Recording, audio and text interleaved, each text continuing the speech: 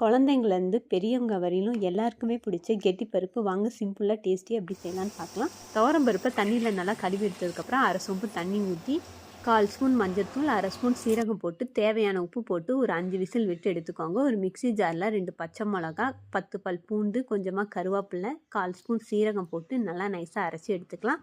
இப்போ ஒரு பேனில் கொஞ்சமாக எண்ணெய் ஊற்றி எண்ணெய் காஞ்ச கடுகு 1 ஸ்பூன், சீரகம் அரை ஸ்பூன் போட்டுக்கோங்க.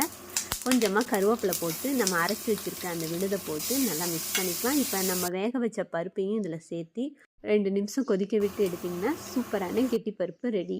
நான் என் குழந்தைக்கு எப்படி தரணும், நீங்களும் அதே மாதிரி ட்ரை பண்ணி பாருங்கள். நல்லா விரும்பி சாப்பிடுவாங்க. கொஞ்சமாக சாப்பாடு போட்டு நல்லா மைய பிசைஞ்சிட்டு நம்ம செஞ்சு வச்ச பருப்பையும் ஊற்றி 1 ஸ்பூன் நெய் ஊற்றி நல்லா பிசைஞ்சி கொடுங்க. இது நல்லா ஹெல்த்தியும் கூட. 1 வயசுக்குள்ளே இருக்க குழந்தைங்களா இருந்தால் இதை நீங்கள் மிக்ஸி ஜாரில் கூட நல்லா நைஸாக அரைச்சி கொடுக்கலாம்.